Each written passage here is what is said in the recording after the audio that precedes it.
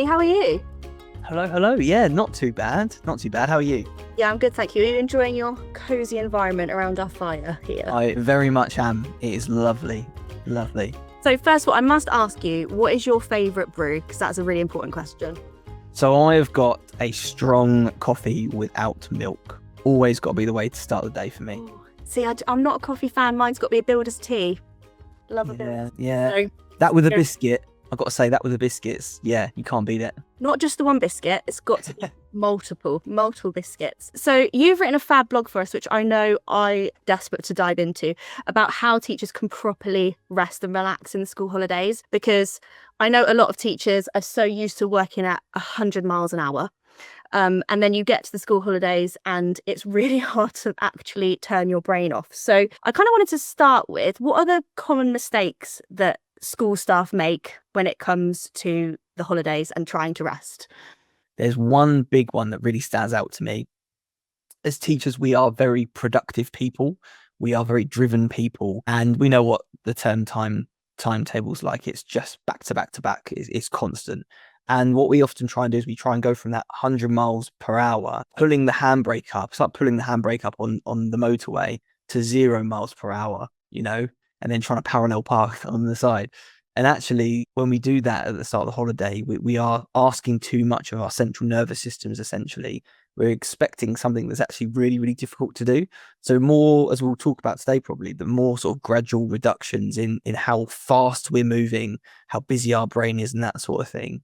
And the other thing is also on that is trying to stay at that 100 miles per hour. So how many of us go into the holidays and we're like, got to see all these friends, see all these family, clear the garden, clear out my wardrobe, do a boot sale every Sunday, try and clear out the house. Like, we all do those sorts of things. And on that idea that we need to catch up with things is that overcommitting socially. We do quite often feel guilty for not seeing certain people during term time quite as much. Yeah.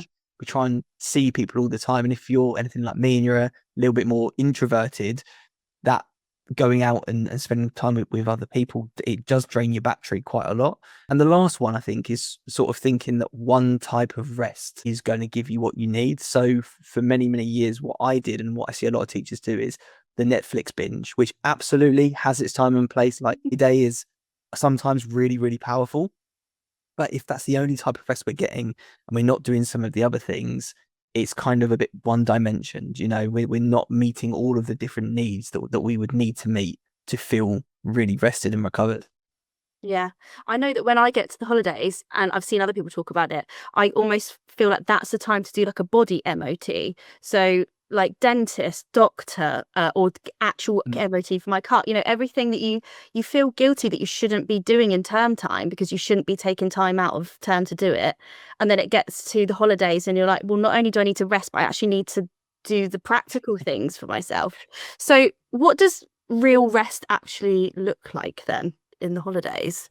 So the best thing I've ever seen, best bit of research that I've ever seen on this comes from a lady called Dr. Saundra Dalton-Smith. And she kind of tells us that there's these 7 different types of rest. 7, which exactly, that is going to be my first point. Okay. When you speak to someone, 7 types of rest, right? How on it, like, that's another job. Am I going to get a salary for that? Like, that's got to be timetabled in. Like, it feels like another job. It's massively overwhelming, which of course is the last thing we need when we're going into holidays. So we're going to break that down. We'll talk about that, but just really quickly run through what those 7 types of rest are. Physical rest, obviously, we straight away think of that physical passive rest, so sleeping, napping, but we can also think about physical active rest. So stretching, doing some gentle yoga, going for some gentle walks, things like that. Right. So physical, you kind of got that passive and that active side to it. Straight away, we're maybe thinking about things like the gentle walk. Maybe we wouldn't think about that as rest necessarily, but it's something that's really powerful for our brains. Then we've got a few that we can kind of group together. I think we've got the mental rest, the emotional rest, the sensory rest. So mental rest, obviously just trying to reduce the amount of thinking, planning, decision making we're trying to do.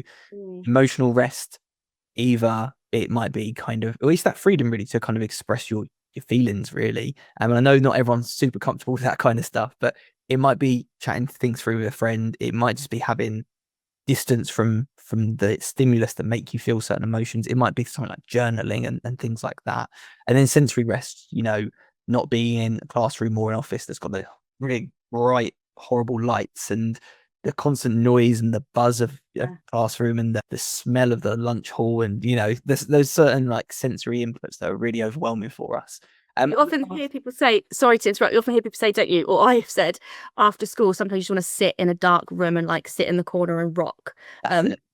Or like you were saying about the emotional rest, I think we have to be so filtered throughout the school day. I mean, I know obviously it's important to show our emotions, but we put this face on all day that I guess we're so used to hiding things that you almost, I guess like you're saying, have to practice then letting it all out through journaling or whatever when we're in the holidays, which I've never really thought about that before. Sorry to interrupt. No, that's a really good point. I always call that like your teacher masks, right? Yeah. Or your masks. So, and that is part of what is so draining about what we do. Like what we do is incredible, but it's part of why it's so draining.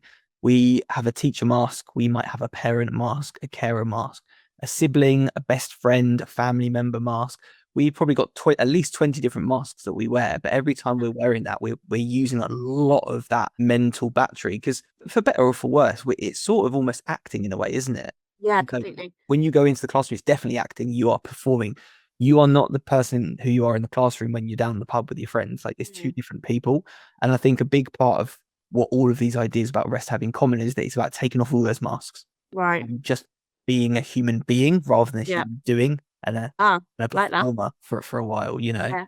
I guess you must speak to a few people that have, horrible things happen in life, but say, I get to school, I have to switch that part of my brain off, I have to sort of compartmentalize it and get on with my day. And then they can only process it at certain times throughout the day. Whereas, I mean, I know there are lots of jobs like that, public facing jobs, but particularly when you're around children, you can't really let that affect your work, can you? Which must be mentally really exhausting. Yeah, absolutely. And I think, if we think about something like grief, and it doesn't need to be grief from losing someone, it can be grief for many reasons. Teaching is great. It is that great distraction, and I've used it many, many times, again, for better or for worse, for this reason. If you don't want to think about something, you go into school, you're absorbed. Yeah. Right. You don't have to think about it. Really, really, it's what you need sometimes, right? Yeah. But like you say, sometimes there's that processing that doesn't happen.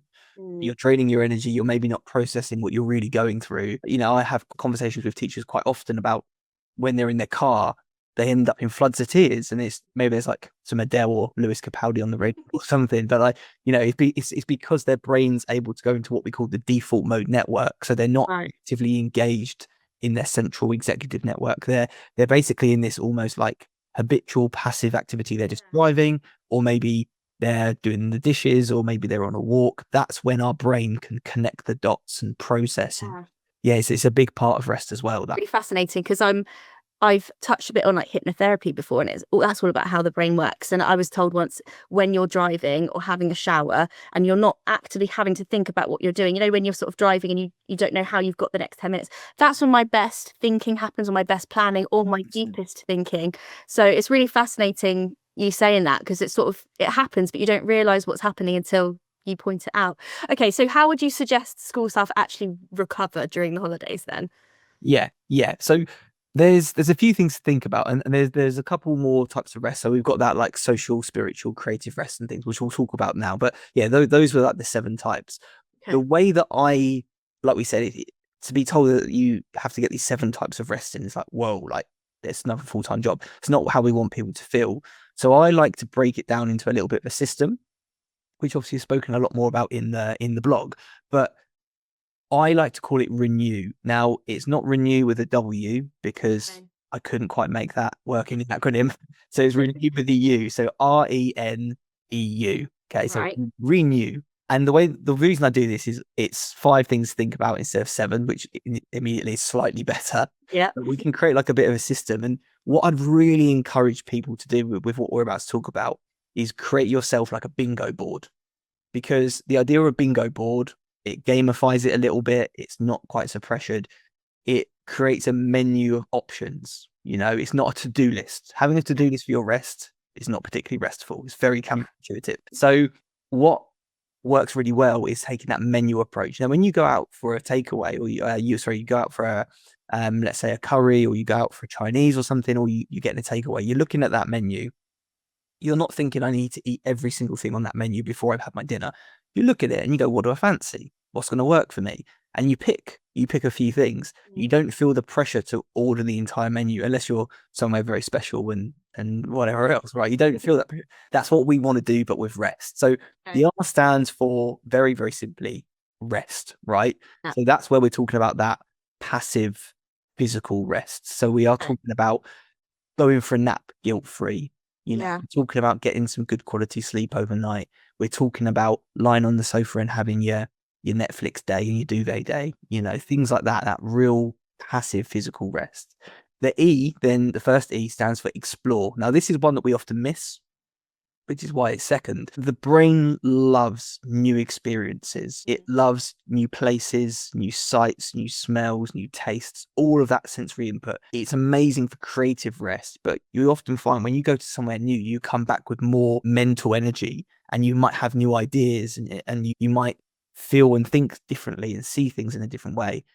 That's really, really powerful. So exploring can be really useful. And it doesn't, you don't need to go to the other side of the world. You might try out a new cafe, or you might go to a new park with the kids, or you might go for a walk somewhere you've never been for. You've lived somewhere for 10 years, but you've never gone for a walk there. Something like that. It could even be trying a new recipe at home or a new hobby. I bought myself a puzzle recently. Still haven't opened it, I'll be honest. But that's when I have my time off soon, that's going to be something I go for. And so those are the first couple. And then we start to get into things like nature. So the N, nature.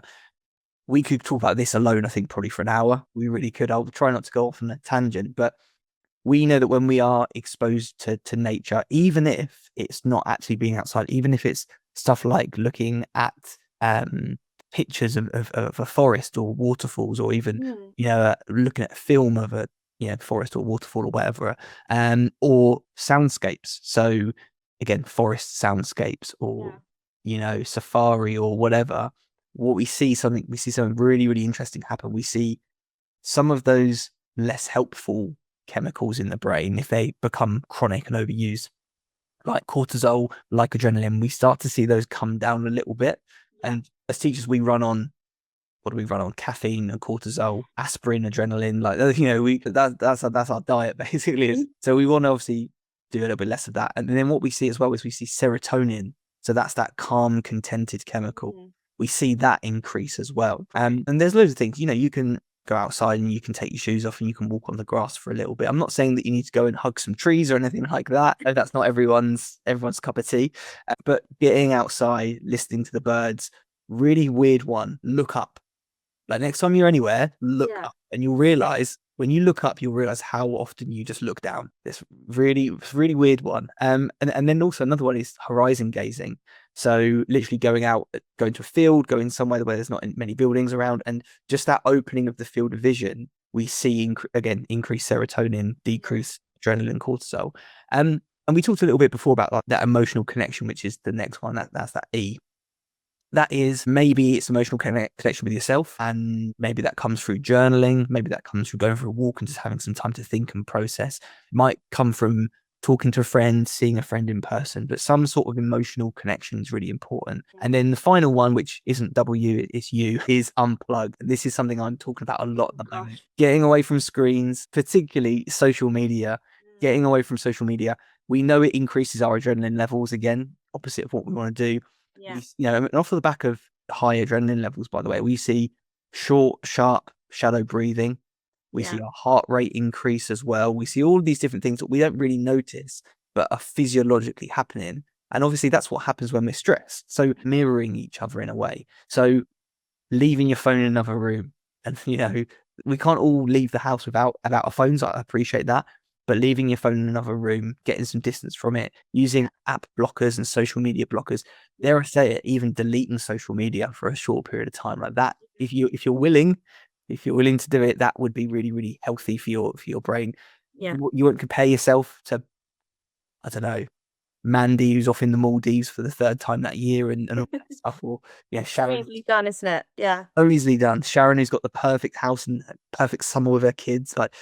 That comparison won't happen anywhere near as much, because you won't be comparing yourself to so many people. And also obviously that impact in sleep. So trying to get at least half an hour phone free before going to bed. So just to run through that again, I think rest, explore, get out in nature, emotional connection, unplug.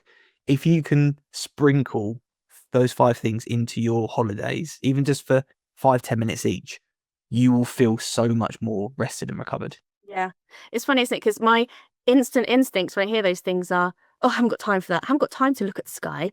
And then you hear yourself, you're like, that's ridiculous. Of course you've got time to look at the sky. And I've read before about the impact of things like if you can't get out into nature or you don't live near a forest, about looking at a picture or looking at the screen, which sounds stupid, but I know from actual scientific studies that it can be really beneficial. So I guess things like, I know I've done before, putting up a YouTube video of just like rain in a forest with like relaxing music on, just having that in the background. I guess something like that could be achievable, couldn't it? 100%. But yeah, thank you so much. Honestly, I could talk about this for ages. Good. I know you've done a longer blog on this, haven't you, with like lots more information about what we've spoken about. So if anyone wants to hear more on that, then they can read your blog. But thank you so much for chatting. It's been really good. Hope to speak to you again soon. See you soon. Thanks.